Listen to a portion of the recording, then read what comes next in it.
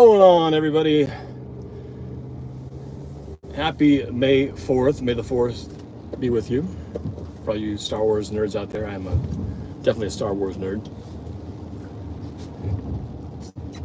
In a rainy day here in the Pacific Northwest on this Saturday late afternoon, early evening. Heading to the annual Seahawks banquet. So every year around this time, they get together with members from different Seahawker chapters all around the country, and often some of the global chapters, like in Germany and Mexico. Sometimes they come in person, sometimes they join virtually. But luckily for us, it's just a quick drive up 405, about half an hour to get there. So I'm excited to reconnect with all the Seahawks fans I haven't seen in a while, so it's going to be a blast.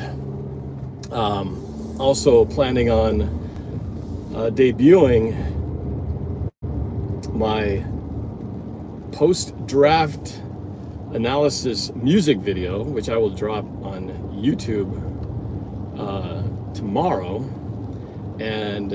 but they get to see a sneak preview of it in the Hilton Bellevue ballroom tonight, where the banquet's taking place. So looking forward to seeing that in person. It's not very often I get to play videos and actually share it with a live audience, so that'll be fun to show everybody that. So I pretty much do every year. I always do like a music video post draft to do a little quick musical breakdown of what the draft looked like. So that should be fun. So feel free to comment away, chat away if you are so inclined, and don't forget to like this video and subscribe if you haven't already. I am driving, so technically I cannot really do a whole lot of reading, but if I get an opportunity, I will look, like Daniel Berry Sports Highlights, what's happening. Thanks for joining the show, this spontaneous drive stream. Just like talk a little Seahawks, share with you guys as I'm on my way to this event. Actually, I originally hadn't planned on going to this because this weekend is actually my daughter Vanessa's team's regional championships. As the season is slowly coming towards the close, this is the regional tournament that takes place in Centralia, Washington. I originally was planning, I haven't missed a tournament all year, but then this banquet fell on the same day as the first day of the tournament, so I figured, well, you know, I would normally not miss it, but I'm thinking they should do pretty well on this first day, so I think I'll be all right missing it for one night, because I live stream and do play-by-play and things like that for the friends and family of the team. And so far so good. They won their first of two matches this morning, or this afternoon, in pretty dominating fashion. So we have one more to play in the next half hour or so. So I don't think I'm missing too much. Tomorrow will be the big finish, where it's going to lead to the championship, and hopefully our team, Decline 17s, will find ourselves there. We shall see. It's going to get tough if we can get to that first bracket, and then it becomes win or go home tomorrow. We've had so many situations that have been close, but just haven't been able to pull out that final victory in various tournaments that they've played in other states, and in Eastern Washington, just falling a bit short. So hoping that maybe this is the time we finally bring it home. So we shall find out in about 24 hours. But in the meantime, yeah, no, things are going well post-draft. I know that the Seahawks had their rookie mini camp, so that all the new players drafted and undrafteds got to finally join in and experience the practice facility for the first time. I think they got some nice weather during the week. It got turned a little ugly yesterday, and it stayed ugly for the weekend, but they got at least, I think, a little bit of sun. So welcome to all the rookies to Seattle, Washington, technically Renton, Washington, not too far from my house. Actually, I'll pass that on my way up to Bellevue. And yeah, definitely some differences with Coach McDonald coming in. We heard about the changes that he made at the VMAC inside with some of the pictures and whatnot that they took down. They also, in practice, made some changes where I think the first noticeable one is they did away with music. I think they had music playing, but they had it so low that apparently you could barely hear it. So, and that's very different because Pete Carroll always had the music and the DJ blasting full speaker volume throughout the entire practice, pretty much from start to finish. And now that seems to be a little bit different. So, you know, different style. Again, I think obviously Mike McDonald trying to put his fingerprint on the heart and soul and the plan for this team. And I can understand wanting to distance away from those things that people associate Pete Carroll with, just so they don't keep thinking, oh, that's a Pete Carroll thing. You know, getting rid of the basketball hoop. Tyler P, what's going on? Hold on a second, I'm gonna check something real quick. There you go, back to it. But yeah, getting rid of the basketball, now the music, and even Coach McDonald said he's still trying to figure out the best way to run practice. So, you know, it's always one thing to go from coordinator, which he's been very good at, to becoming the man, to becoming the head coach, where, you know, you're in charge of everything. You're not just running your department, focusing on your task, but you got to coordinate everybody. You're overseeing the entire team. And I'm sure there's going to be a little bit of a adjustment process, you know, just as he starts rolling out with practices, and then when we get to training camp, and then the games themselves, you know, he's going to have to make decisions he hasn't had to make. And so while I think all of us are optimistic that Mike McDonald is going to be a great head coach for the Seahawks, especially with his, you know, defensive prowess in what he's done with all the teams he's been with, you know, it might take a while for him to get his legs under his feet. And there is a possibility of a little setback as he gets going with this. You know, you can't expect a coach to just suddenly jump into his first head coaching job and suddenly just win a Super Bowl, right? I wish I'd researched this, but I'm just curious as if anyone's has there ever been a coach, a rookie coach, who's actually led a team to the Super Bowl? I would be very surprised if there is one out there, but I don't know for sure. Joey Del Rosario says, "Hey Norb, have you heard any Metcalf trade rumors? And would you be interested in doing that?" I have not heard any trade rumors.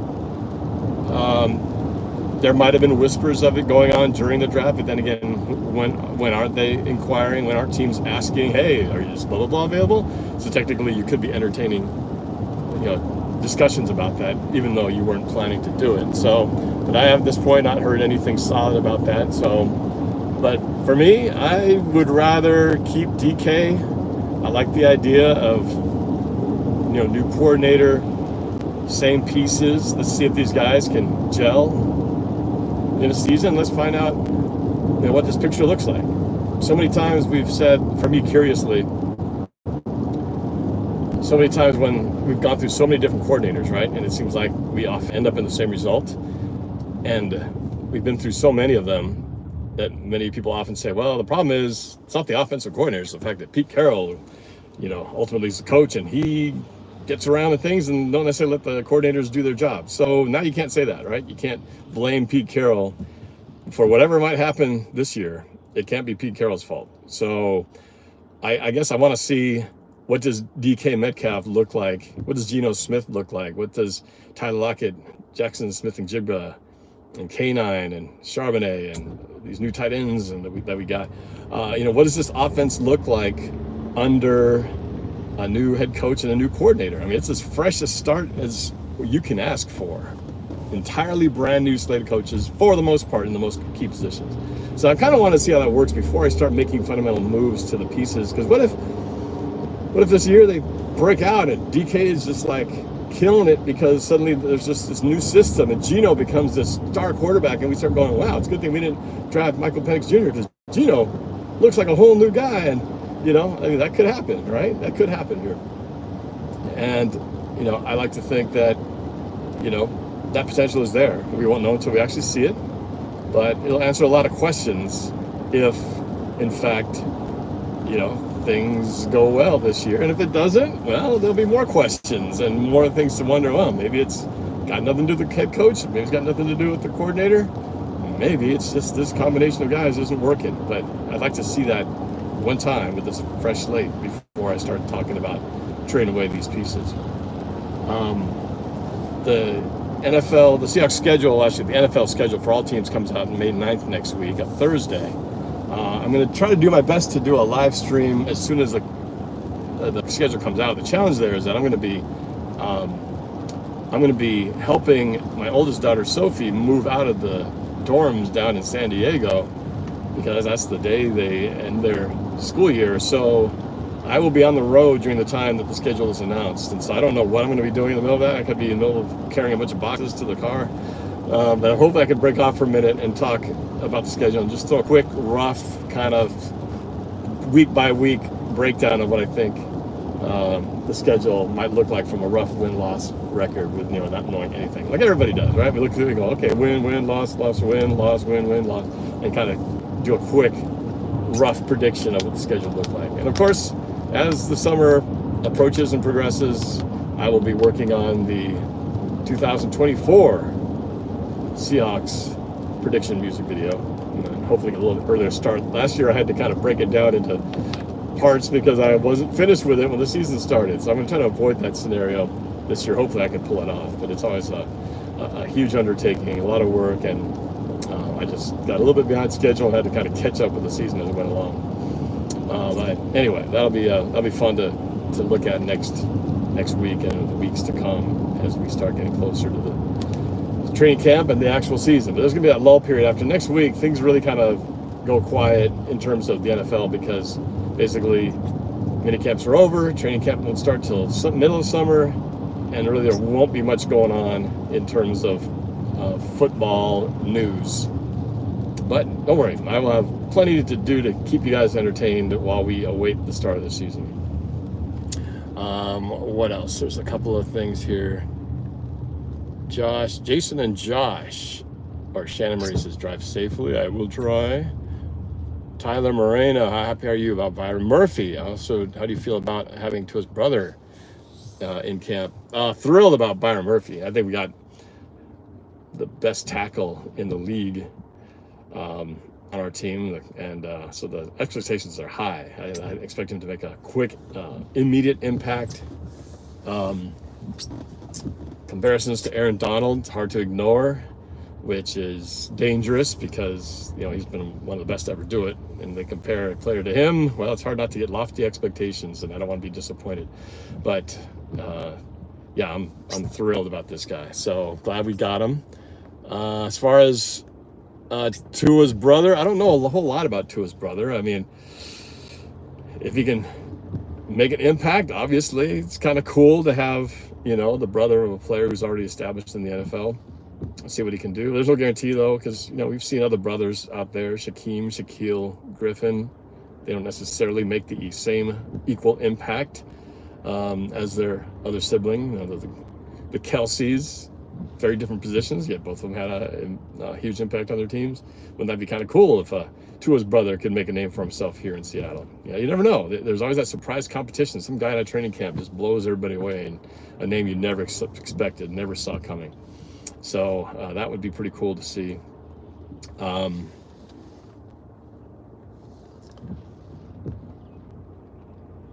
Let's see, Uma Pirate Girl. Uma's in here, but Shannon Marie, enjoy your evening. Thank you. Jason and Josh, you know, thanks for all your content and hard work. Good Hawks, Mariners, Kraken, and hopefully soon Sonics. Yeah, I know. I feel like we've been talking about the Sonics return forever. Like it just seems to never stop, but yet also never seems to actually get started, right? Like, oh, word is it's gonna happen really soon. And also another tweet or something by somebody else. Oh, it's official. They're definitely expanding. It's going to come here to Seattle. But believe when I see it. Am I driving down to San Diego? Actually, no, we're going to fly and rent a vehicle down there. and bring a bunch of stuff back up with us. Zillahawk. Hey, Norm, I'm hearing Sonics will be brought back to Seattle. Will you be following and watching them regularly? Well, yes, when they come back, I'll definitely be watching. I'm expecting if the tickets are anywhere close to what the Kraken will be, and they'll probably be higher. I don't know how many games I'm going to be able to afford because, man, every year these things get more and more expensive. So I will definitely be watching, as many games as I can on TV. I'm definitely more into basketball, or I should say, I will definitely be more into basketball than I ever have been in hockey. So I've kind of tuned out the NBA ever since we lost our team. And so I haven't really been following the NBA for like 15 years now. Oh, and I think my sea light, you know what? I think one of the girls did. Can I reach it? I don't think I can reach it. Oh, I can't reach it. Thanks. Wow, you just saved me some battery power. Was that Joey Del Rosario? Yeah. Viewers helping me out in the comments to help spare me from having a stuck car with having to get a jump because my battery was dead. Way to go, man. It's pretty funny. It's pretty weird, too, at the same time. Look up. Is there something behind you in your back seat? Wah! That'd be kind of fun. That'd be kind of wild, right? Witness some guy who's stuck into my car start attacking me on a live stream. Crazier things have happened. Heading up 405 northbound right now, with Lake Washington to my left. And I'll pop this into view so you guys can kind of see, because this is, we get to see VMAC up ahead. Of course, now wants to focus on everything in the foreground. There we go. Who's my favorite pick of the draft? Byron Murphy would be the easy one, because he was the highest pick and all that. I'd say outside of that,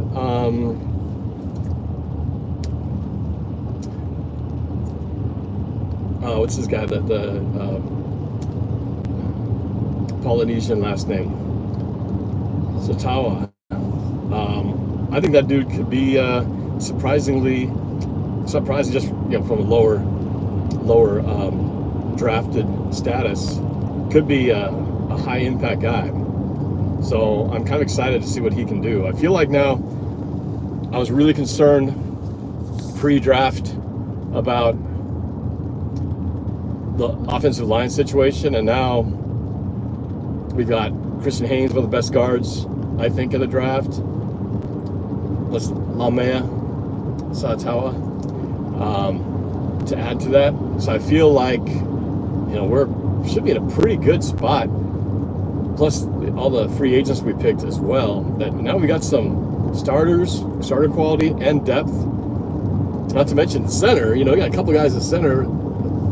Big Oluwatimi, who only played one game last year and don't really know what he's got. But Sean M.Z. And then we have another guy, another experienced vet at center as well. So we've got a lot of players now who can kind of fill in on the offensive line. So hopefully, if these younger guys can really make an impact, and then maybe we can have the beginnings of a really solid, long-term offensive line, and not this revolving door of just constantly changing centers and guards. I think our tackles of the future are hopefully set with Cross and Lucas, and then maybe our guards have been set. Now the question is, who's going to be the starter and potentially long-term answer at center? Is he on the roster right now, or are we going to have to keep looking for him? VMAC is coming up in about the next mile or so. Jan of Fan says I like Byron Murphy. Sean M says Coward is Seahawks fourth in the NFC West. Hey,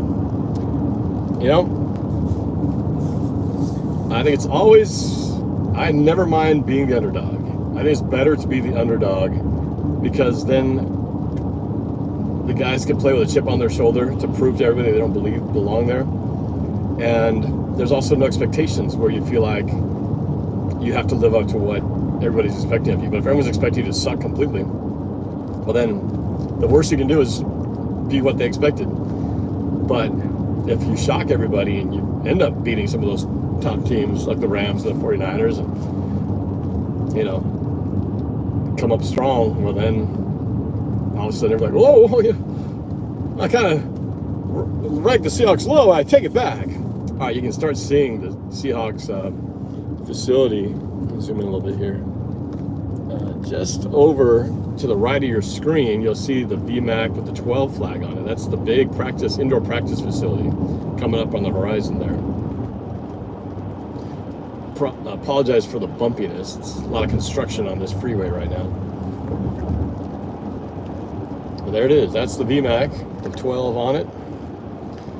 To the left of that big building is where the outdoor facility is located. So if it's a nice day outside, they'll be practicing outside on the left. And on a day like this, they'd be inside the big building there. There it is. The big indoor facility, which is pretty cool. Last time I was in there was last year, the day I found out I was nominated as Fan of the Year. And got to take some pictures with my dad inside the facility, and that was pretty awesome, must say. I might talk a little bit about that experience going to the Super Bowl and repping the Seahawks down in Las Vegas tonight when I go up to introduce these videos. So I might get to speak a little bit on my experience so far as the Seahawks Fan of the Year, which is still pretty amazing. I'm wearing my Seahawks Fan of the Year jacket, if you hadn't noticed. And got my Seahawks Fan of the Year jersey as well. So it's yeah, it's gonna be quite the night. Can I stream it? Don't know if I can stream it. I might just record it and then post it up later. But I will definitely have a recording of it. I don't know, they might be streaming it, I'm not sure. I'm not sure how high tech they go with this, but it might just be a recording. It's a long night. We're gonna be here for a few hours. Dinner. They're gonna have some appearances by different some current players as well as some old school players. Usually some dancers come. I think Blitz usually is there. So yeah, there's a lot of opportunity for seeing a lot of cool people in the Seahawks community. And then of course the fans and all the Seahawks members who come out as well, Seahawkers members. So approaching the south part of Bellevue, I'm only coming up here pretty close. It's only another couple miles away.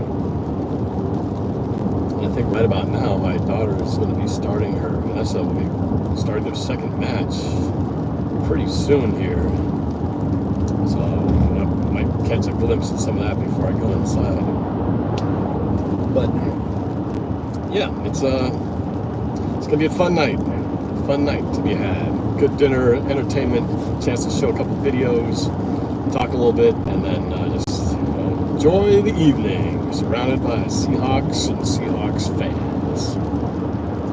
In the rain, of course. Jan the fan, what's how my dad's doing? He's doing great. He's actually meeting me over there because I had to drive up from Centralia, and my dad is coming from his own event and meeting me over there. He's actually there already. He got there early, so but yeah, he's gonna be there in person with me. So that's like I always do. I try to bring my dad to as many of these functions as I can. It's fun to experience this ride together. Every opportunity counts. But he's doing well, good health, and just a little slower these days, but slow and steady wins the race. So yeah, my dad, Cooey Bird, is doing all right. Let's see. Oh, AD's in here. Oh, I was going to do a separate video. I might as well acknowledge it here. AD, who, a couple of big milestones for AD. He was a MVP member of NorbFam. Had to stop for a little bit because he was saving up to live on his own. Well, he's been on his own for a couple solid months now. And doing well, living independently, working and all that. And he just told me yesterday that he has rejoined officially as a MVP member of NorbFam, which is awesome. I appreciate you, man, for doing this. And so shout out to AD for your support of my channel all these years, man. So I appreciate that. You know, just make sure you only do it if you have the funds to afford it. But I appreciate you, man. It's been a long journey, and here as we're getting in the thick of 2024, time just seems flying by as months just seem to be picking up speed like a roller coaster. Roller coaster! All right, approaching downtown Bellevue here, so I got to start taking my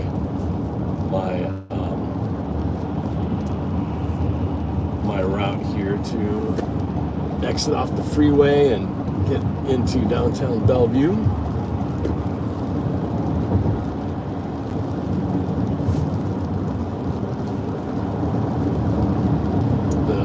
The event dinner starts at 6, which is, let's see, what time is it right now? It is,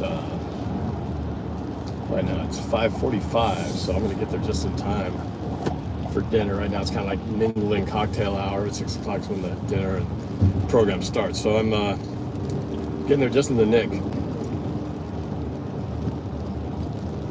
But I would be there in time before the program starts. So.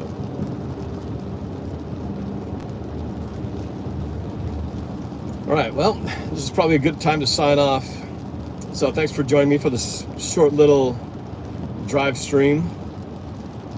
Look for more videos coming up here as we're talking about the schedule next week, and then posting my post-draft music video tomorrow, and you know, more off-season videos to come. But for now, thank you guys for watching, and I'll see y'all soon. Go Hawks, baby.